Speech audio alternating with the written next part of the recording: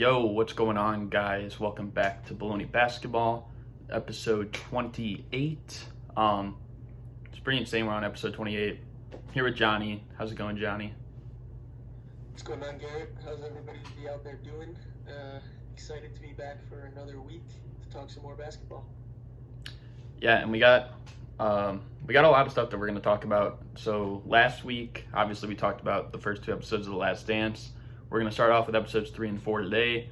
And I mean, there are kind of two really big things that we could discuss from this. The first one being the whole Bulls, Bad Boys, Pistons rivalry.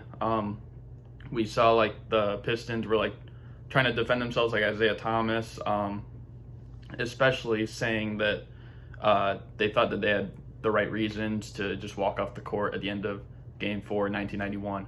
What is your take on the whole Bulls and Bad Boys rivalry? So there's obviously a lot of hatred there, as Jordan said. Even to this day, they still kind of have those feelings of animosity for one another. But I think Isaiah Thomas was kind of trying to defend himself in a way that makes him look, or that does not make him look very good at all. Because his whole thing was, the Celtics didn't shake our hands, so we're not going to shake the Bulls' hands. But, as Michael said, if you go back the last 2 years that they played each other in Eastern Conference Finals, when the Pistons won both series, Jordan and the Bulls shook all the Pistons' hands after those games. So why is he worried about what the Celtics did when the 2 previous years the Bulls shook hands? I just don't understand where Isaiah Thomas is coming from, and he's trying to cover up because he knows he was wrong, but he's kind of just digging himself a bigger hole, in my opinion. Yeah, I basically agree with that. I think the relationship between the Bulls and the Pistons, even though Jordan said I don't like the Pistons, even when they were winning, he still showed that respect after the game. So really, the Celtics part doesn't really have anything to do with what the Bulls and Pistons are doing. I think it's also a different level of disrespect walking across the opponent's bench. I mean, from the Celtics one, it's just they just left, From the Pistons, they literally walked right past the Bulls. And I mean, of course, that's probably how they get to their locker room, but it's completely different. That just shows more disrespect. And my big thing that oh wait, go ahead. Oh, sorry. Yeah, my whole thing too is, I'm not saying shake their hands because you like them or you're friends with them, but it's more about the respect of the game. This is bigger than just the Bulls and the Pistons. This is the NBA, right? And so if you get beat, you got to respect that the other team was better than you and they beat you. It's not like they won in the Game 7 because of a bad call. They swept the Pistons. They were the better team that series, and the Pistons need to man up and just show their respect for that. Yeah, and I mean, I think the big thing from what I saw is that obviously after the Bulls lost in 1990, Jordan and all the Bulls really they were working, they didn't take a vacation. They were working out, trying to get better for next year. And then they did. And then the Pistons, didn't show that respect. And then I like how Isaiah Thomas, and I don't know who else, but he was the only one who came out and voiced it, said how he didn't think that was going to have a big effect on him. He thought it was just doing whatever. And then once he did it, he saw how everyone reacted. So they could have came back the next year with the mindset of, we're trying to save our reputation. And, they could have made it back to play the Bulls. And then even if they lost, they could have showed some respect after the game. I think that would have maybe made up for it. And they were actually, I looked at it, they were actually 1 game away. They lost in Game 5 of the first round when it was a best of 5 in 92. And if they would have won one more game, they would have played the Bulls. And even if they would have lost, they could have showed that respect. Could have basically probably saved Isaiah Thomas's chances on the Dream Team. So I don't really agree with what he was saying there. Yeah, and like you just said, there are bigger implications to it. I guess last quick thing I wanted to note on this topic was that forward Detroit Piston forward John Sally, he was part of those Bad Boy Pistons teams. Then eventually played for the Bulls. On Get Up, ESPN's Get Up a couple days ago, he came on and he said that he was totally against what happened. So the whole thing, for those that don't know, was that Bill Laimbeer was kind of the one that told everybody, hey, let's walk off, let's not shake their hands, let's do what Bird and the Celtics did to us. John Sally actually went to the head coach of the Pistons and said, put me back in the game. Coach thought that he wanted to be put back in the game to score more points, but John Sally wanted to be put in the game to shake hands because he felt that was the right thing to do. So I applaud him for his efforts because he was clearly trying to show respect to the Bulls, who were the better team. Yeah, and I don't think a lot of people really think of necessarily him. Like when they look at that, I think more people just think of, the starters and especially like Bill Laimbeer because, like you said, he was the one who said it. He even came on, I believe, ESPN and said, like, I still don't regret it, even though Isaiah Thomas was saying that they probably would have done a different action if it was, like, later on. But obviously he's saying something different. So it's just, like, completely confusing. Just seems like they were trying to, like, save themselves in a way. Yeah, I certainly consider Laimbeer and Isaiah Thomas to be the main culprits of this, but it obviously goes past that. Yes, we had a pretty good talk about this. The next thing that we kind of saw in the Last Dance episodes 3 and 4. So episode 3 kind of focused a lot on Dennis Rodman, and it was certainly a great episode. A lot of insight on him. I personally could not watch it without closed caption. Couldn't figure out what Dennis Rodman was saying. That's the point here. Halfway through the season, Dennis Rodman. This is the season where Scottie Pippen was injured. And so Dennis Rodman was called upon to be the number 2, Jordan's right-hand man. And when Scottie Pippen came back, Dennis Rodman said, I need a vacation. I need to get out of here. And so Phil Jackson allowed him 48 hours to go to Vegas, or 48 hours to go on vacation, not necessarily Vegas. And so Dennis Rodman, being Dennis Rodman, picked up his bags and went to Vegas. He overstayed 48 hours, and eventually Jordan had to drag him back to the practice facility. But what are your thoughts on this whole situation and kind of how it went down? Well, I mean, I'll start off by saying I'm not surprised. I think if anyone were to probably randomly ask for a vacation or something like that and, of course, miss the time frame, it'd probably be a guy like Dennis Rodman. But, I mean, like you said, like, the way that he stepped up, and, I mean, they even were talking about, like, when he played for the Pistons, like, how his energy kind of, like, lifted them. Like, it wasn't necessarily his talent, it was just his energy. I mean, we see that with some guys today, like maybe like Draymond Green, but, like, he was one of those guys, and, I mean, probably the best rebounder ever. But I think it's interesting, like, his story that, like, he came up with, and, I mean, I didn't know probably some of the parts that they listed in the Last Dance. I know that, like, he had a late growth spurt and stuff like that, so, basically the NBA wasn't really a thought in his mind until, like, maybe that happened. But yeah, I think maybe he's probably definitely a little bit misunderstood, which I know he said in there, but he's definitely an icon for sure. Yeah, I mean, he's one of a kind. Like, there's nobody else that is anywhere near Dennis Rodman. The vacation was certainly fascinating, right? Just the whole thing about I need time away from the game. Like, imagine if a team's third best player, who's a championship contender, just walks up to coach and says, I need a vacation. Like, imagine Draymond Green going up to Steve Kerr and saying, like, I need a vacation. And obviously it's going to be a bit different because Steve Kerr was on that team and he understands what happened. But it's just, in the grand scheme of things, that's just kind of a crazy thing to think about. And then you have the whole thing where, I don't know if you saw this, but every post game, Dennis Rodman's walking around with a Miller Lite in his hand, signing autographs, getting on the motorcycles. But in terms of basketball, the one thing I did really enjoy about the whole Dennis Rodman thing was when he talked about mastering the angles of rebounds, understanding that if Jordan shot the ball at the top of the key and missed, it's more likely to go one way as opposed to him shooting it from the right wing. And so he really mastered that, and it showed because he was the NBA's leading rebounder for 5 straight years, which is crazy to think about. And in one year, he was the second leading rebounder was Shaq. Dennis Rodman out-rebounded him by 5 rebounds a game. He was a mastermind rebounder, just insane on the court, and always gave 110%. So you have to respect that. Yeah. One quick thing before we move on, I thought that was a good point you brought up with, like, how he basically was, like, studying, like, the math behind, like, every single rebound. He's like, if Jordan's shooting here, I'm going to go here. Or, like, if maybe Pippen shoots here, I'm going to, like, be over here. Because, like, he, like, already, like, knew, like, where it could have been. Like, I think that's kind of crazy. And for a guy if you look at Dennis Rodman, most people probably would just think like he's, kind of like bizarre, I guess. But I don't know if people would have thought like necessarily how smart of a basketball player he was. Right, and even Dennis Rodman even talks about that a bit on his own, right? Like he talks about how he was misunderstood and this and that, but then he goes on to say, like, the team could always count on me, minus his 3-4 day vacation. But when the Bulls were struggling, what turned them around was Dennis Rodman started playing well when Scottie Pippen was out. He really was the driving force behind that. And obviously he wasn't the best player on the team. He wasn't the second best player on the team either.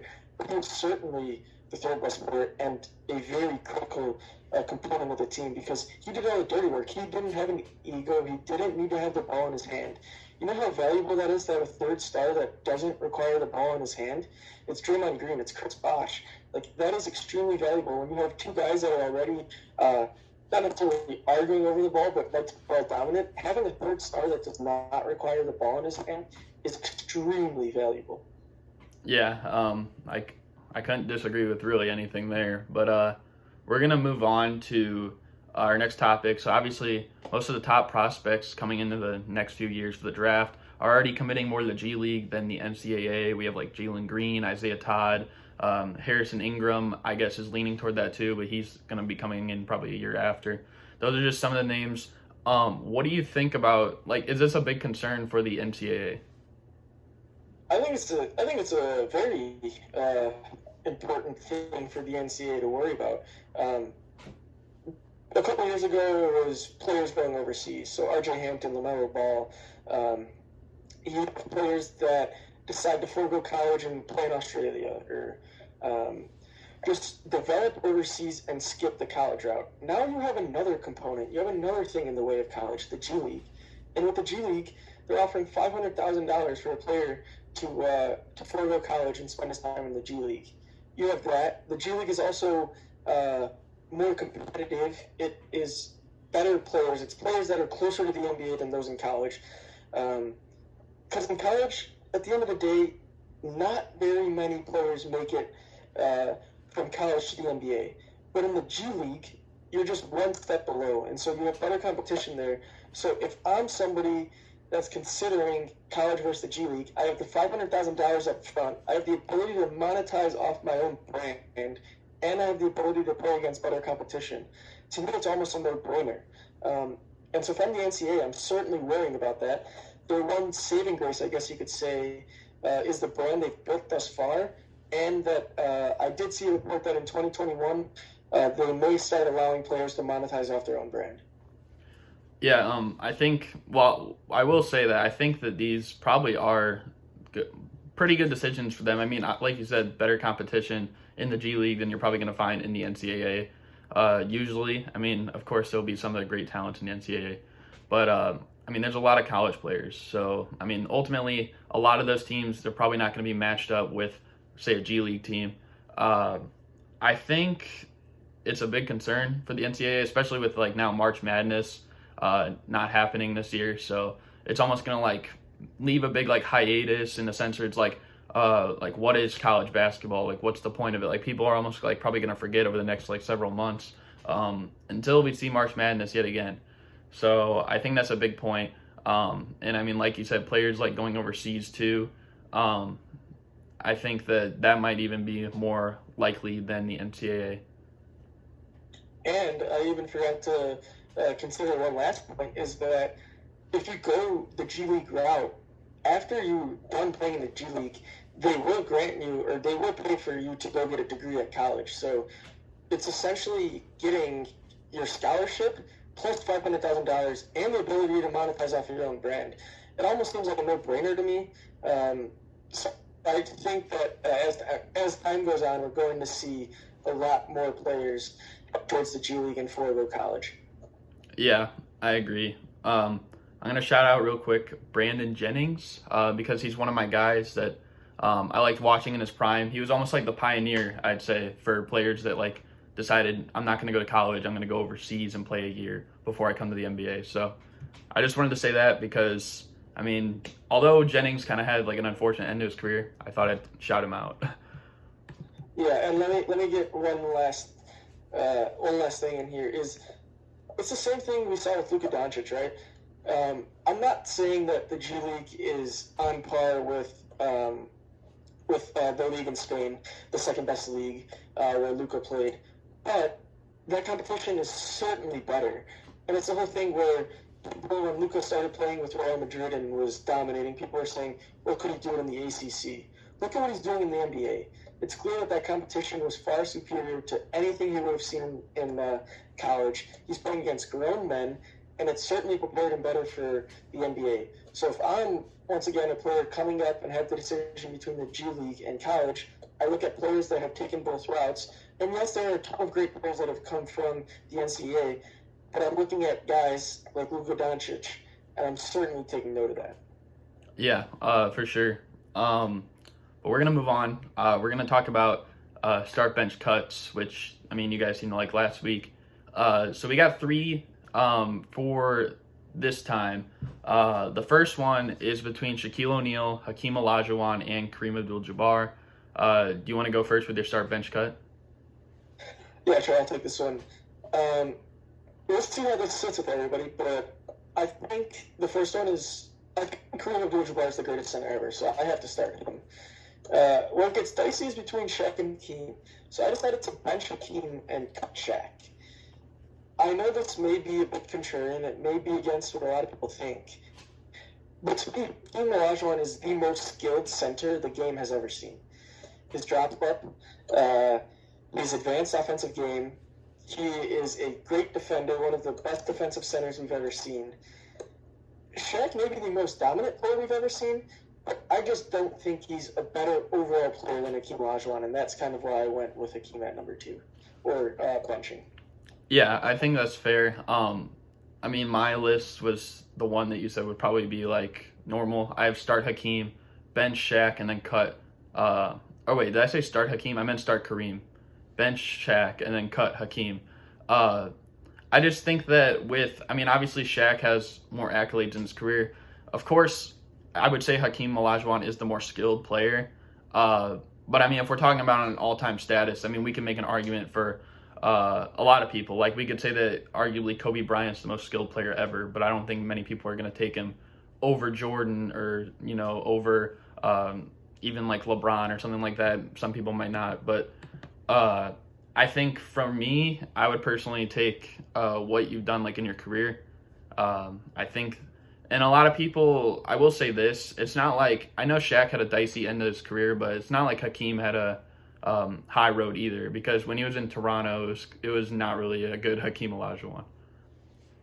That's completely fair. And in terms of all-time lists, a lot of things are factored into it, like accolades.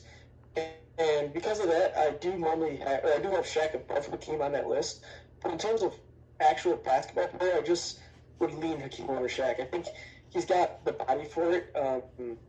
He's a great rim protector. And like I said, he's just got such a polished offensive game. Yeah, that's definitely fair. So the next one we have 3 more big men. We have Dwight Howard, Amare Stoudemire, and Chris Bosh. I guess I'll go first on this one. So who I would start, I would probably start Dwight Howard. I think a lot of people underrate Dwight Howard and saying like he might not even be a Hall of Famer. I think that's literally stupid. If you're an 8-time All-Star, 3-time Defensive Player of the Year, 5-time First-Team All-NBA as well, I think you're a lock pretty much for the Hall of Fame. I'm going to bench Chris Bosh. I think Chris Bosh, you could really go either way with Bosh and Amare Stoudemire, but I think, again, you kind of have to look at like what they've accomplished in their career. Chris Bosh won championships, Amare Stoudemire, didn't. And I think both, of course, had like their career shortened than what they expected with like some injury or health issue. But I think Amare Stoudemire hit that a little bit earlier than Bosh did. Yeah, I think it is completely asinine that people question whether or not Dwight Howard's going to make the Hall of Fame. He should be a first-ballot Hall of Famer. What he did in Orlando was crazy, insane, and there's really no way to put that. I flip-flop Bosh and Amare. I went Amare. I was going to bench Amare and cut Chris Bosh.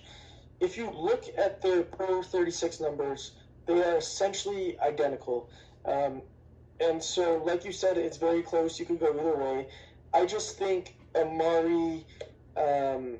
I think Amare's the better defender, and I think obviously playing with Steve Nash certainly elevated him, but it elevated Bosh just as much, being able to play with Dwayne Wade and LeBron James. I don't think either one of them could have ever been the best player on a championship team, but I do think Amare could have been the second best player, and I don't think that the same could be said for Chris Bosh. I would personally say that when I looked at Bosh, I also looked at the fact that even like in his Toronto days, I believe one time they had the 3 seed with arguably like one of the worst casts we've seen for a team with like home court advantage in the first round.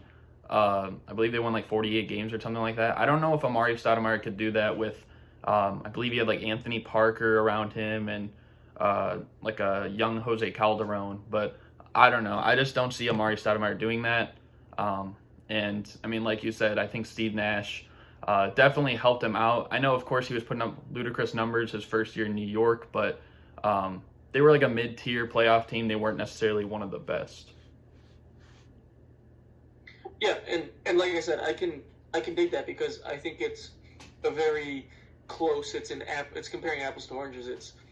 It's not like there's a definitive answer in my opinion, and so I can take either side of it. Yeah. And the last one we have 3 point guards all today. So we have Russell Westbrook, we have Kyrie Irving, and then we have Damian Lillard. You can go first on this one. All right, so I'm gonna start Damian Lillard. I think that the majority of these, I've seen a clear number 1, and then debating between 2 and 3 was kind of tough for me. Debating between the bench and the cut, so I'm gonna start Dame. I'm actually going to bench Russ, and I'm going to cut Kyrie Irving. So I think Dame is a lock. He's always been there for the Blazers. They always make the playoffs when he's healthy. And he's just a lead dog. Westbrook, I think he's very, how do I say it? I think a lot of people don't think highly of him because he's yet to win that championship. But what he does as a player, I think, is far more valuable than Kyrie Irving. Kyrie Irving did have that great run in Cleveland when he hit the game-winning 3 in the finals. But when we've seen him have to be that guy, he hasn't been able to do it. He's driven people out of town, and I know a lot of people are going to say the same thing about Russ. But I think if we're looking at what Russ is doing with the Rockets right now and how well he's been playing lately, I think he can coexist with people. I just don't think people understand that, and they always like to throw him under the bus. Yeah, I mean, I've been a culprit of, I guess, bashing Russell Westbrook sometimes, but I think to an extent, I think it's a little bit much. I'm still going to start Damian Lillard, though. I think that it's kind of unfortunate, like the injuries that Portland's had this year. I think he's still the second best point guard in the NBA today behind Steph Curry when fully healthy. And I do have Westbrook on the bench, and I have Kyrie Irving being cut. Like you said, I think Westbrook just does more. I think also the fact that, I mean, you could, I guess, say Kyrie is a bit misunderstood, but, I mean, we've seen it in multiple systems now. Like, we've seen it in the end of the time in Cleveland. We've seen it in Boston. Now we're seeing it in Brooklyn. For Westbrook, I mean, people only said that about him in OKC because this year in Houston he's playing well. We haven't seen that with Lillard. And I think the other thing is you got to look at health. I mean, Kyrie Irving, he's been having injury issues pretty much, I would say, his whole career. Even like at the start of his career, before LeBron came to Cleveland, he was having injury issues, and it really hasn't changed. I mean, we saw it in Boston and Brooklyn. Russell Westbrook, he's had one major surgery after the Patrick Beverley incident. I believe he had another one in the offseason, but he didn't miss too many games for that. And then Damian Lillard, I believe I saw a stat somewhere. I don't know how many games it was, but I'm pretty sure it was like under 20 games. Last season, someone said that it was like under 20 games that he had missed in his whole career, which over like 7 years, I think that's a pretty durable player if you ask me. Yeah, no, that stat certainly speaks for itself. And you know what they say, the best ability is availability. So if you're not out there for your team, it doesn't matter how good you are. Yeah. Now we're going to move on to our next topic. We got the Lakers Mount Rushmore. So obviously Mount Rushmore consists of 4 people. We're going to pick the top 4 Lakers in history. I don't know if you want to go first or do you want me to go first? You take this one. Okay, so when we're talking about the Lakers Mount Rushmore, I think the first person, at least that would come to my mind, I think there's 2 really obvious ones, but the first one that comes to my mind is Kobe Bryant. I think he's who everyone thinks of when you think of the Lakers. Personally, he's the greatest Laker of all time to me. And I think the other obvious one is Magic Johnson, who basically played his whole career with the Lakers. And, I mean, those are really the 2 icons when you think of LA in terms of basketball. The third one I have Jerry West. I think a lot of people don't really give enough credit to Jerry West. But, I mean, he was there for about, 14, 15 years, won a finals MVP, won a championship, one of the best scorers, arguably in NBA history that nobody talks about. And then the fourth one was hard. It was really between, I couldn't really put Wilt there because he was there near the end of his career. Obviously, LeBron hasn't done enough to be there. So really it became down to Shaq and Kareem for me. And I went with Shaq. I think that Shaq, all of his years in LA, was a dominant force. I think Kareem near the end was kind of on the downslide. He was, having injuries, and really just his production kind of dipped. Interesting. So I certainly agree with Kobe, Magic, and Jerry West. But I thought Kareem was just a lock. The fourth one the one that I debated was Jerry West versus Shaq. I think Kareem, like I said, is a lock. Shaq, he dominated while he was there, but I don't think he spent enough time in LA for me to consider him on the Mount Rushmore of the Lakers, just because there's so many amazing all-stars and Hall of Famers that have played for the Lakers that I think it gets very dicey once you start to include people who didn't necessarily spend their whole career or a lot of their career in the Laker uniform.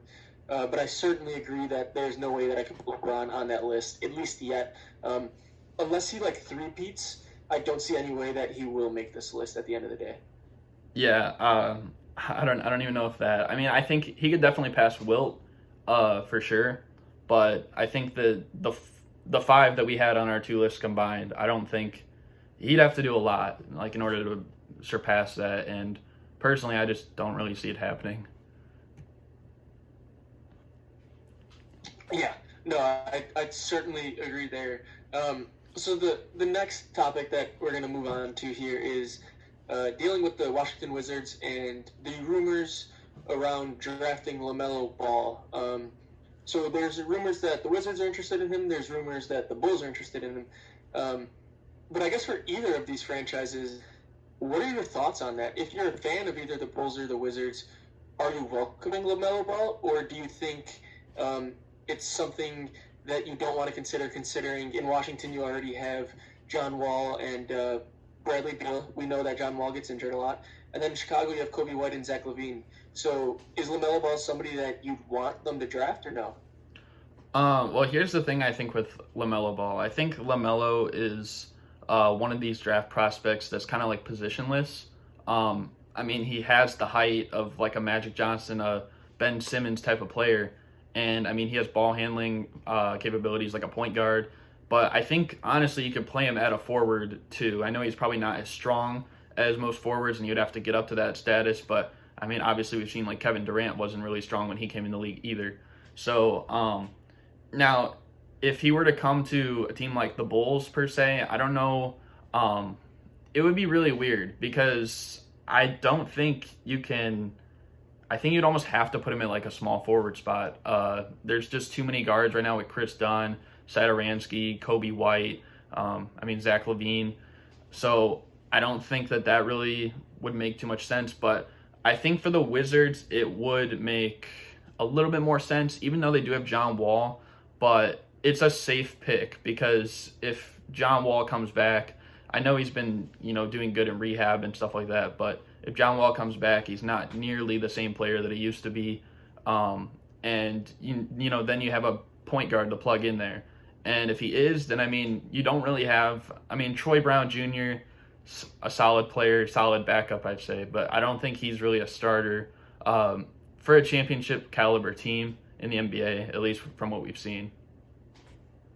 And the way I see it is, if I'm either the Bulls or the Wizards, and let's assume that this is going to be a top 3 or top 4 pick, that early in the draft, to me, and if LaMelo Ball falls that far, then go ahead and take him, because you can't start drafting for needs at 3 or 4 in the draft. It's not like you're outside of the lottery and you're going to take a shot on somebody, or you're going to try to plug a hole, plug a gap. You need to just take the best player available, because clearly your franchise is struggling, and so I'd endorse this pick for either team. But if you're the Bulls, maybe that means you have to look to move Zach LaVine. Maybe that means you move him to the 3. You'd have a disastrous defense, that's certain. But like I said, I don't want to take somebody that's lower on my draft board to fill a need, especially that early in the draft. Yeah, and I'd say, I guess it's like when the Mavericks picked Trae Young, he was definitely the best prospect up there. And, I mean, swapping him, getting a guy like Luka, and now you look at where the Mavericks are. So I think that definitely, like, in that spot, you need to take the best player. You can make deals to best suit your team. Teams are going to be interested for sure. Yeah, there's certainly going to be interest in a team trading up to go get somebody like LaMelo. As you said, it's the whole Trae Young, Luka Doncic thing. Make a deal if that's what it comes down to, but don't forego taking the better player because you don't think he's necessarily a natural fit. Yeah, agreed. And I mean, now we're gonna move on to another top 5 list that we've done like in the past. Not this list specifically, but we're gonna go over the top 5 greatest shooters ever. I'm gonna go first with my 5. So the first one that we have for me, I have Stephen Curry. I think that's pretty obvious at this point that he's the greatest shooter of all time. I think like his attempts and how many threes that he's made in his career kind of says a lot for that. Second, I have Ray Allen. He has the most made threes ever. Third, Reggie Miller. Fourth is going to be a bit surprising. I actually have Drazen Petrovic. I feel like a lot of people don't give him credit in terms of like greatest shooters ever because unfortunately like how short of a career he had, with the instances that happened. But I think he's one of the greatest shooters ever, and it's really tough putting him over guys on here, that I didn't put, or my fifth spot. My fifth spot I have Kyle Korver, and yeah, I mean that's pretty much my list. I respect you for giving credit to my fellow Croatian counterpart, Drazen Petrovic. I do not have him in my list, however.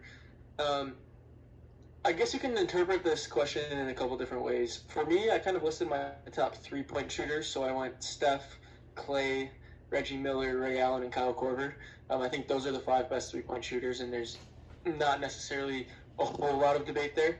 But if you're just talking about pure shooters, you got to look at guys like Michael Jordan, Larry Bird, Kevin Durant, because their jump shots are incredibly smooth and they are great shooters themselves. But I kind of interpreted this as a 3-point shooter type of question, I guess. Yeah, and I think a reason it was easy for me to put a guy like Petrovic on here over like some of the other guys that people would think of is that like how they can get their shots off. Like obviously Steph Curry can get his shots off the dribble, off the catch and shoot, off balance. It doesn't really matter. Same thing with Ray Allen, Reggie Miller, and Drazen Petrovic can do that as well. But I think guys like my fifth spot was really hard because a guy like Kyle Korver, who I like, he's not really a guy that could, put the ball on the floor and get a shot off. Same thing I would say with Klay Thompson. I mean, we saw him score 60 points on the fewest dribbles ever or something like that. But yeah, I will say though, guys like Klay, Larry Bird, Steve Nash, Dirk, Jason Terry, and Steve Kerr, those are other people I was thinking of when I made my list. Yeah, and that's certainly a distinction that needs to be made is how they get their shots off. Because Klay, he might require somebody to get him the ball, but if he has somebody to get him the ball, he is just a purebred shooter. Another guy not necessarily named, that may be a notable omission is Dirk Nowitzki, one of the greatest shooters of all time as well. Yeah, I agree. And we're going to move on to, this is our last topic. So this is like the three best teams, in our opinions, to miss the NBA playoffs. I don't know if you want to go first or you want me to go first. I guess I'll take this one first. So I really looked a lot.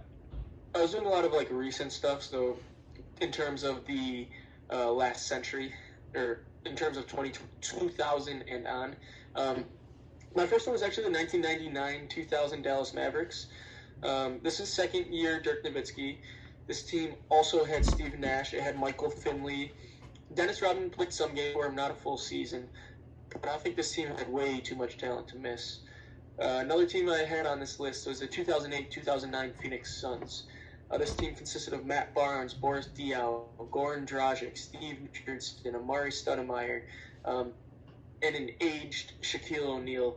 But look at the talent on that team, and you cannot tell me that this is not one of the most talented teams to ever miss the playoffs. And my top team was actually the year before the 2007-2008 Golden State Warriors. Includes some members from the underdog Warriors, the 8-seed Warriors, Baron Davis, Matt Barnes, Monte Ellis, Steven Jackson. Just so much talent in the mid-2000s to miss the playoffs. It's pretty crazy to look at. Yeah, my first pick was actually your last pick. I also had the 2007-2008 Golden State Warriors. I mean, like you mentioned, they had so many guys that, at the top part of their career were either like fringe all-stars or made the all-star team. So I think that's definitely a team with a lot of talent. For most of my list, I went with like teams that I feel like worked so hard in the sense that they didn't get it, not necessarily talent that they had. So that's why my second team is the 2013-2014 Phoenix Suns, who didn't really have a lot of talent, I'd say. I mean, they had Goran Dragic, Eric Bledsoe, but outside of that, I mean, I believe they had like Gerald Green, Miles Plumlee. Wasn't really a great team, but they still won 48 games, which is pretty insane. And then the last team that I had is the 2017-2018 Denver Nuggets, who won 46 games. I mean, they're basically hardly any different than the team we saw just last year that was the second seed. And to think that just a year before that, they weren't even in the playoffs. But, I mean, if I were to give credit, like, obviously, the 2009 Suns, I think the 2015 Thunder, although Durant had injuries that year, I think that they definitely had a lot of talent still around there. And, I mean, you could even make a case, I guess, this year's Blazers, if they were all fully healthy, if the playoffs just started right away, that would be another team maybe that could be in this conversation. It's funny because every single team you mentioned were teams that I had considered. That 2014 Suns team was certainly one that I was close to putting on for the exact same reasons that you noted. But like I said, I kind of just looked from 2000 on, and so that's why all my teams were somewhat newer or modern. Yeah. I mean, I guess that's pretty similar to like why I made my choices the way I did. But, I mean, all these teams were also great. I'm sure there's others, but you can let us know in the comments below. Just like every other thing that we mentioned on here, you can give your opinions, your thoughts on them. But, yeah, that's pretty much going to close it. I don't know if you have any last words, Johnny. I guess my last words would be, and we didn't really cover it on this, is that the NBA is considering that if they do decide to resume the season, that a possible place to play the games and finish the season would be inside Walt Disney World, a way in which a confined area where they could attempt to slow the spread if something does outbreak. So that is something that we're keeping our eye on to see if the season will resume. Yeah, should be nice to see. I was just talking with someone, I think on Twitter, and he said like the Bucks owner Mark Lazary, I guess, said that he thinks the playoffs will come back around July or August. So hopefully that optimism becomes a reality, because, I mean, obviously we all want to see basketball. But, yeah, I think that's going to do it. Hope you guys enjoyed this episode. We'll see you guys again next week, and we're out. Peace.